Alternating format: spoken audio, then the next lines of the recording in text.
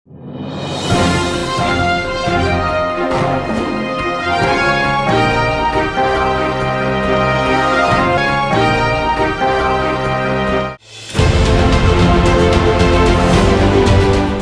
ہے آپ کا اور ہمارا مدعا؟ عوامی مدعے بہت سارے، دیکھیے میرے ساتھ مدعا۔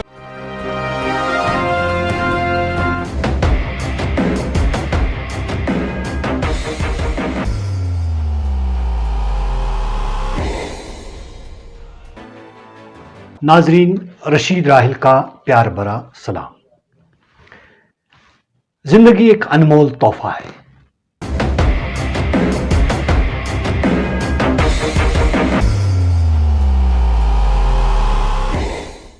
کیوں موجودہ دور کے لوگ اس زندگی کے پیچھے پڑے؟ کیوں ہمارے لوگ، نوجوان، بزرگ، مرد اور خواتین خودکشی کرنے پر تلے ہوئے ہیں؟ آخر کیا وجوہات ہیں؟ اگر دیکھا جائے تو پورے ملک میں خودکشی کے واقعات، بالخصوص وادی کشمیر میں یہ رجحان دن بدن بڑھتا جا رہا ہے۔ اتراکھنڈ، پنجاب کے بعد جموں کشمیر ایک ایسا علاقہ ہے جہاں خودکشی کے واقعات میں روزانہ 3% کے حساب سے لوگ اپنی جان گنوا بیٹھتے ہیں۔ اس حوالے سے کیا ہمارے عام لوگوں کی رائے؟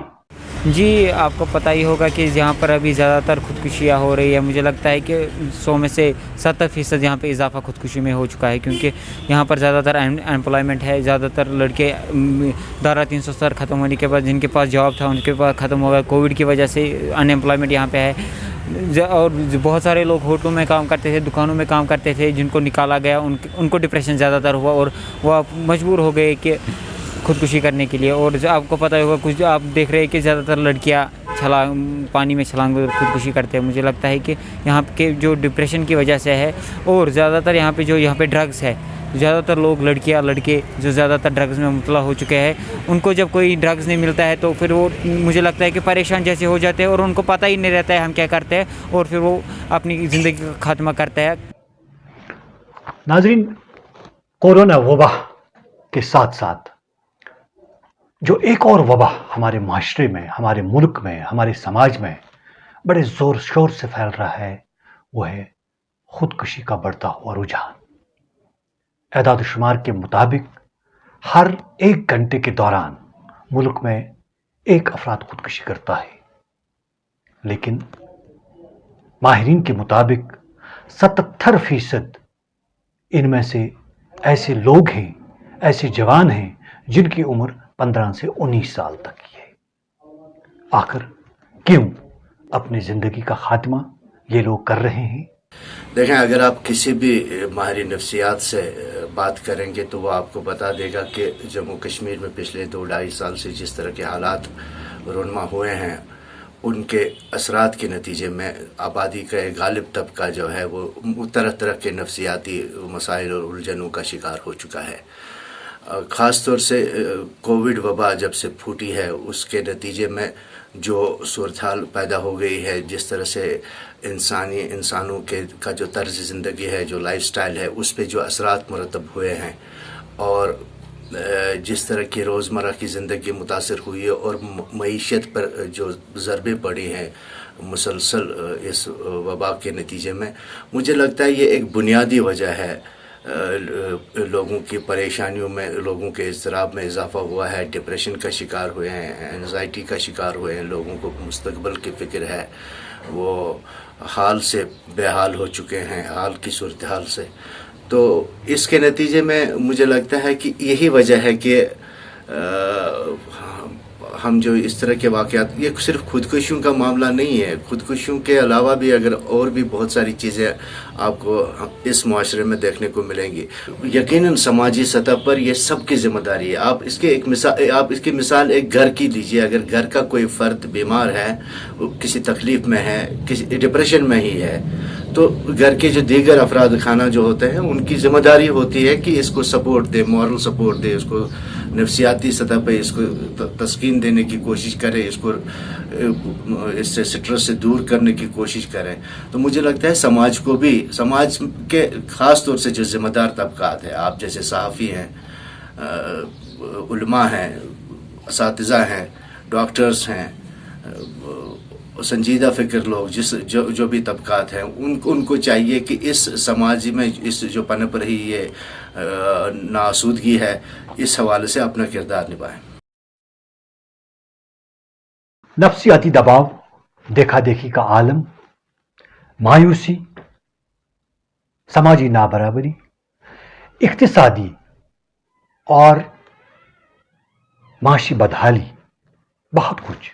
لیکن اس وبا کو روکنے کے لیے کیا ذمہ داریاں ہیں ہمارے سماج کے ذہین لوگوں کو، سیاسی اور سماجی کارکنوں کو، والدین اور اساتذہ کو؟ آئیے سنتے ہیں. یہ بڑی تشویش کی بات ہے کہ آئے روز خودکشی کے واقعات رونما ہوتے ہیں. اس میں ڈومیسٹک وائلنس بھی ہے، اس میں جو بچوں کی ڈپریشن ہے، کچھ اس میں اثر لاک ڈاؤن کا بھی رہا، بے روزگاری کا بھی رہا اور تربیت کا بھی رہا. والدین کی ذمہ داری ہوتی ہے کہ بچوں کی تربیت کرے. انتظامیہ جو ہماری یوٹی کی انتظامیہ، ان کی ذمہ داری ہے بچوں کی بہبودی کے لیے، ان کے روزگار کے لیے کام کرے. اور سوسائٹی کی ذمہ داری ہے کہ مل جل کر ہم علم اور تربیت کی طرف زیادہ دھیان دیں.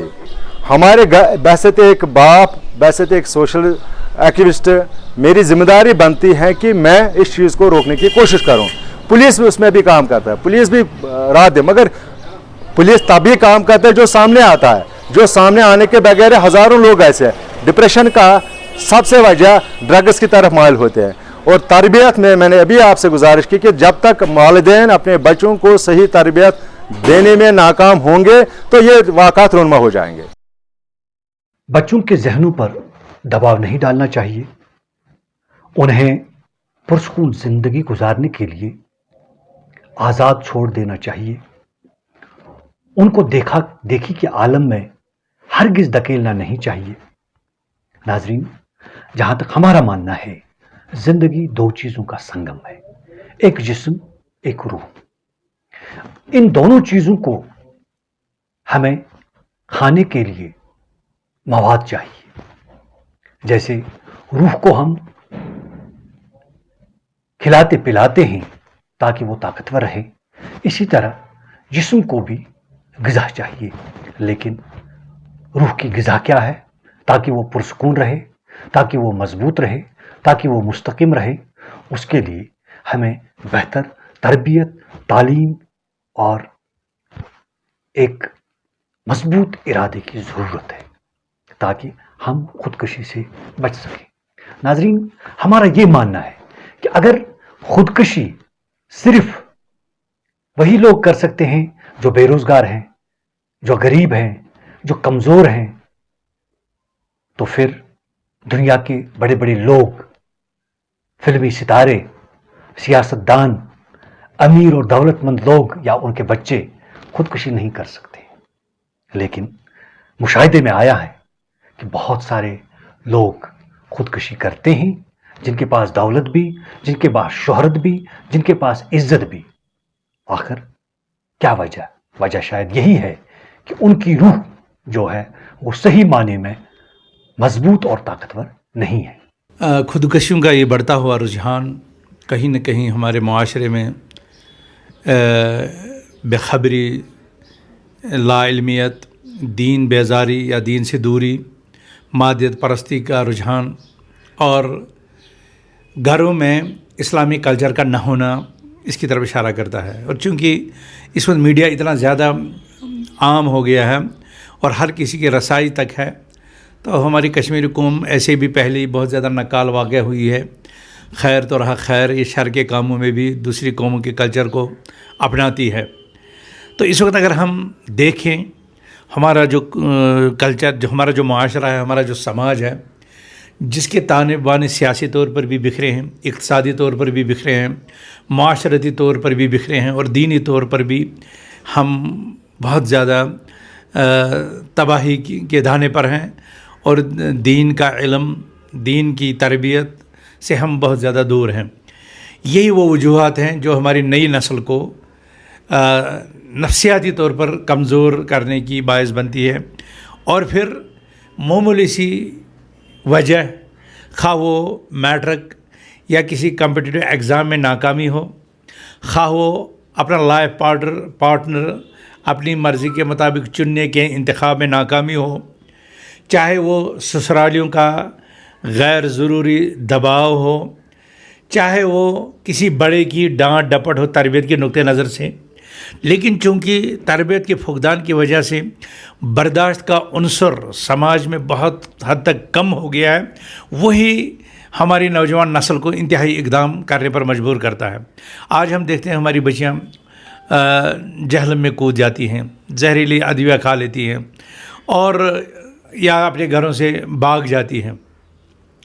تو یہ رجحان پوری دنیا کی طرح اس وقت کشمیر میں بھی انتہائی زیادہ شدت کے ساتھ آگے بڑھ رہا ہے۔ ہمیں ہر حق والے کو اس کا حق دینا ہے، اور اپنے نفس کو راحت کا اور آرام کا، اسی طرح وقت پر نکاح کا، اور جو نالج اور ایمانی تربیت ہے، یہ تمام چیزیں ہمیں دینی ہیں سوسائٹی کو، تب جا کر یہ ایک پرامن، پرسکون، بے خوف، بے لالچ اور اطمینان والی زندگی گزارنے کے لیے قابل ہو جائے گی ہماری نسل، اور وہ اس طرح انہیں اپنی زندگی کی قدر آ جائے گی۔ ہمیں دیکھنا چاہیے کہ ملک کی سب سے بڑی شخصیت لال بہادر شاستری کس غربت میں پلے، سابق وزیر اعظم اٹل بہاری واجپئی، موجودہ وزیر اعظم نریندر مودی جی، اس کے علاوہ امریکی صدر ابراہیم لنکن جیسے شخصیات ہمارے سامنے ہیں۔ کس طرح انہوں نے زندگی میں سٹرگل کی، کس طرح زندگی میں انہوں نے محنت اور لگن سے، چاہت سے کسی مقام پر پہنچنے کی کوشش کی، اور آج نہ صرف وہ اپنے لیے بلکہ عوام کے لیے ایک مثال بن کر ہے۔ جی، یہ میں بھی اس ٹرینڈ کو نوٹ کر رہا ہوں۔ پروفیشنلی ہم لوگ بھی اس چیز پر سوچ وچار کر رہے ہیں کہ یہ ایک انکریز ٹرینڈ ہمیں دکھا پچھلے مہینے میں۔